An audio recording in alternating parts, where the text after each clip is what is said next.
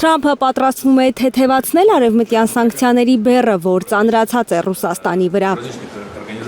Բլումբերգը տեղեկություն ունի, թե Սպիտակ տուն վերադարձած Թրամփը հանուն Ուկրաինայի խաղաղության պատրաստ է մեղմել Ռուսաստանի դեմ կիրառվող պատժամիջոցները։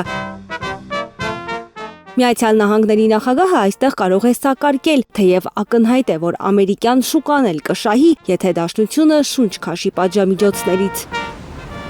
Թե որքանով է ճիշտ Բլումբերգի տեղեկությունը հայտնի չէ։ Ընդամենը 2 օր առաջ է Միացյալ Նահանգների պետքարտուղարությունը հայտարարել, թե պատժամիջոցների չեղարկման մասին խոսք լինել չի կարող,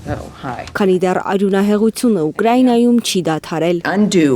Ոչ մի բանակցություն, լուծում կամ պայմանավորվածություն չի լինի, քանի դեռ կոտորածը շարունակվում է։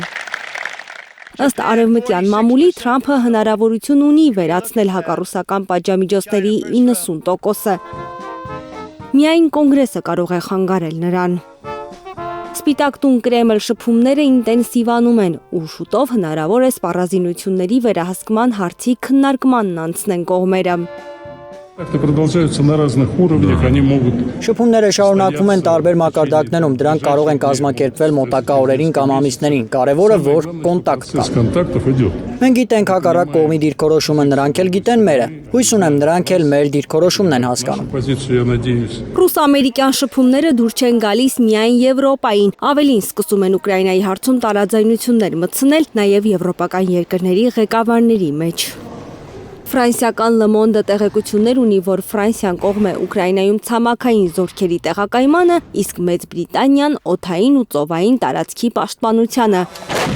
Դեռ հարց է, ինչպես է Եվրոպան պատկերացնում Ուկրաինայում եվրոպական զորքի տեղակայում, եթե Մոսկվան ամեն օր հայտարարում է, որ նատոական զորք Ուկրաինա չի մտնելու։ Ուկրաինայի ճակատագրի շուրջ Ֆրանսիայում եվրոպացիները պատրաստվում են բանակցություններ վարել Ուկրաինայի բարձրաստիճան պաշտոնյաների հետ։ Փարիզ են մեկնել Զելենսկիի աշխատակազմի ղեկավար Անդրեյ Երմակը, արտգործնախարար Անդրեյ Սիբիգան եւ պաշտպանության նախարար Ռուստեմ Ումերովը։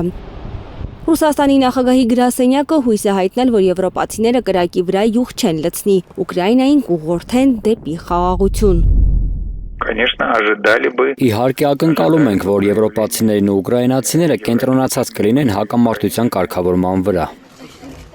Միացյալ Նահանգների պետքարտուղար Մարկո Ռուբիոն, ԱՄՆ նախագահի հատուկ բանագնաց Սթիվ Ուիթքոֆը նույնպես Ֆրանսիայում են ու հանդիպելու են Ուկրաինայի պատվիրակության անդամներին։